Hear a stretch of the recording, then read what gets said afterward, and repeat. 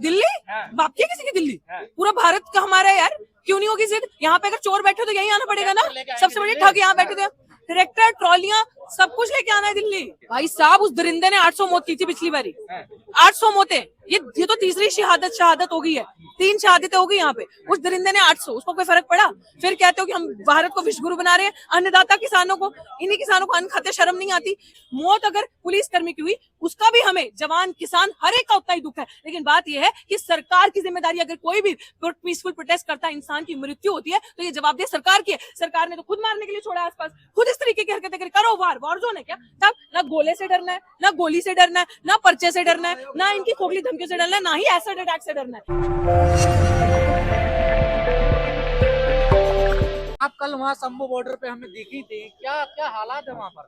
बहुत अच्छे हालात है, बहुत अच्छे हालात है, जज्बा बहुत अच्छा है। मैं किसान की भी और मैं मजदूर की भी बच्ची हूँ, बताओ इतने अच्छे हालात है कि एक 90 साल का बंदा कहता है कि भैया पहले मैं जाऊंगा, और वही 8-9 साल 10 साल 25 साल का किसान कहता है नहीं बापू तेरा नंबर नहीं, पहले मेरा है, पहले मैं जाऊंगा। और उन्होंने बड़ी अच्छी एक बात बोली कि भैया हमें कोई टेंशन नहीं है, हम तो बलिदान वाले हैं, हम तो कुर्बानी वाले, हम दे देंगे, लेकिन ये जो पुलिस वाले हैं जो उनके इशारों पे चल रहे हैं, इनके तो परिवार है, इनके तो बच्चे हैं, वो तो सामने नहीं आ रहे, तो हमारा बच्चा भी चला जाए हमें कोई फर्क नहीं पड़ता, हम कहेंगे शहीद हो गया, गुरु को प्यारा हो गया। इनका क्या होगा? इनके तो बीवी बच्चे आ गए हैं ना, इन्होंने बचाने हैं, तो इनको समझना चाहिए। हिटलर के शाही राज में भी ना क्या हुआ था, जो लोअर लेवल के ऑफिसर्स थे ना, जब वो बड़े ऑफिसर्स उन्हें गलत ऑर्डर देते थे तो जुल्म इतना बढ़ गया था, तो उन्होंने सीनियर्स का ऑर्डर मानने से मना कर दिया था, उनको लग गया था कि ये बहुत गलत हो रहा है। भाई आप उस हाथ को कैसे काटोगे जो हाथ आपको खिला रहा है? ये तो वही हो गया थाली में, उसी थाली में छेद करना जो आपको खिला रही है, उसी हाथ पे थूक रहे हो आप।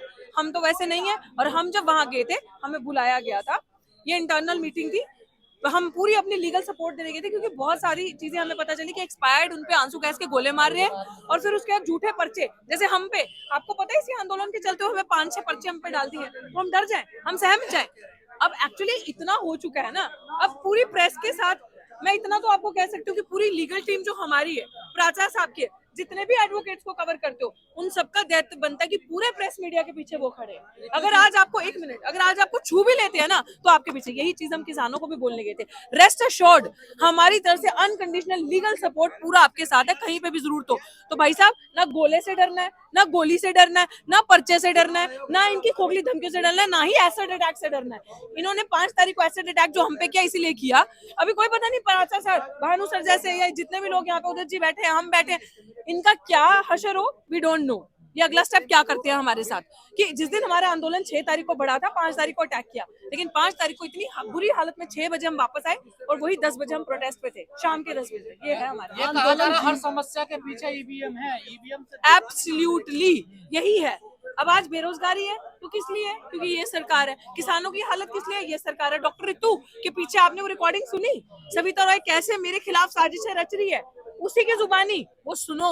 वो तो छोटा सा एक, जस्ट वो छोटा सा एक, जिसे कहती हूँ एविडेंस है। तो यही चीज है जो आप बोल रहे हो ना, हर एक की जड़ जो है वो ईवीएम है। ये सरकार हटेगी तो बीमारी हटेगी ना यार। तो राजा की जान उस तोते में है, विच इज ईवीएम। ईवीएम को मार दो, राजा खत्म, राजा खत्म। तो यही है। क्या बोल रहे थे? लेकिन आपकी किसानों की आज एक मौत भी हुई है, आप क्या कहेंगे? भाई साहब उस दरिंदे ने 800 मौत की थी पिछली बारी, 800 मौतें, ये तो तीसरी शहादत हो गई है, 3 शहादतें हो गई यहाँ पे। उस दरिंदे ने 800, उसको कोई फर्क पड़ा? फिर कहते हो कि हम भारत को विश्व गुरु बना रहे हैं, अन्नदाता किसानों को, इन्हीं किसानों को अन्न खाते शर्म नहीं आती। इसीलिए हम जैसा, भाई ये चीज अपने दिमाग में डाल लो। कसम खाई है मोदी जी ने 2047 में विकसित भारत बनाएंगे।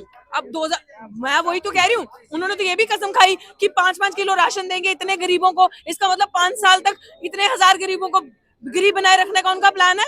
उन्होंने तो ये भी कहा है, तो वो तो बड़ी कसमें खाते हैं। कसम तो बेटी बचाओ बेटी पढ़ाओ की भी खाई थी, बच गई बेटियां। बेटियों का शोषण, बेटियों का रेप, बेटियों का सेक्सुअल हैरेसमेंट, पहलवान बेटियों को न्याय मिल गया। उसका कसम तो ये भी खाई थी 15 लाख रुपए आपके अकाउंट में आओगे, इसलिए आप तरफदारी कर रहे हो, मेरे अकाउंट में नहीं आए। कसम ये भी खाई थी काला धन आया, आप वापस आया काला धन, मेरे अकाउंट में तो नहीं आया, मेरे पास तो नहीं आया। सरकार किसानों के लिए काम कर रही है, किसानों के लिए काम कर तो रही है, किसानों के कर्जे बढ़ाना और पूंजीपतियों के कर्जे माफ करना, किसानों की मौत ले रही है, किसानों के लिए काम तो कर रही है मोदी सरकार। इससे बड़ा प्रमाण क्या होगा?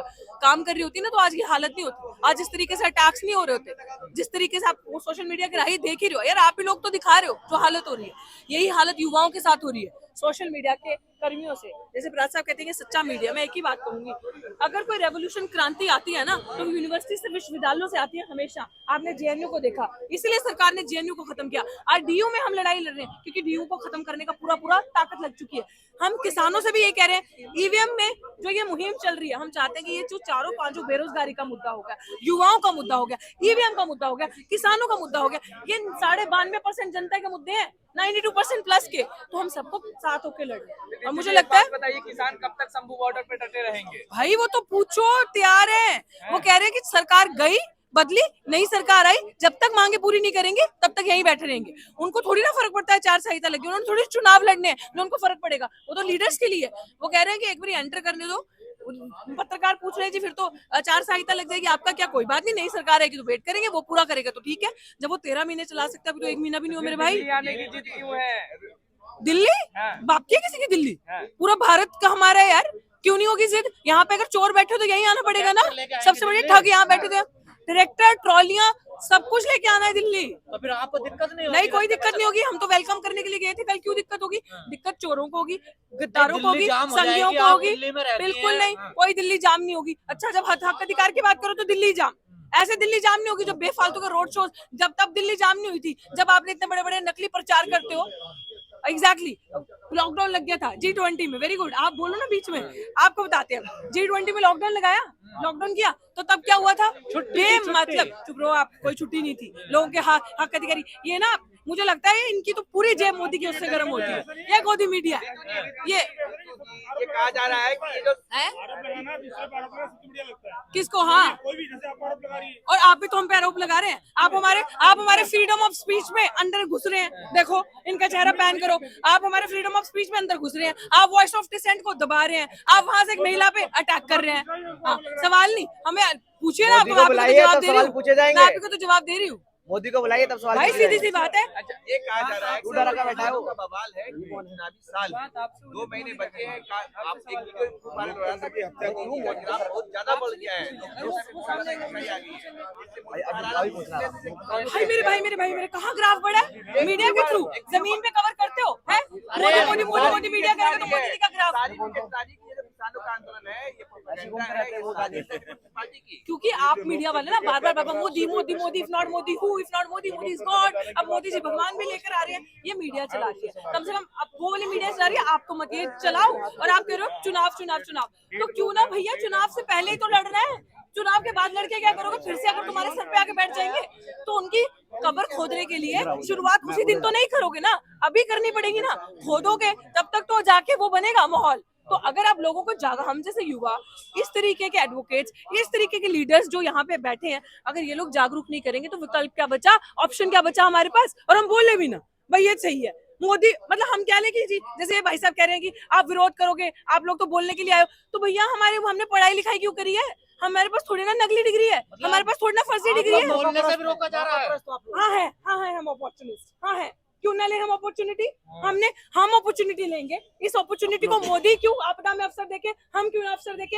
हम अपॉर्चुनिटी ले रहे हैं न्याय के लिए, हम अपॉर्चुनिटी लेते हैं इनजस्टिस के खिलाफ खड़े होने के लिए। हम अपॉर्चुनिटी को गेन कर रहे हैं कि भैया किस तरीके से ये हमारे पास अपॉर्चुनिटी आ जाए और ये सरकार हट जाए, ताकि हमारे मीडिया के कर्मियों के हाथ में माइक बच जाए, ताकि महिलाओं की सुरक्षा। पुलिस वाली की मौत होगी बेचारी की। हमारी एक सेकेंड, हमें पूरी संवेदना उसके साथ, पूरी संवेदना।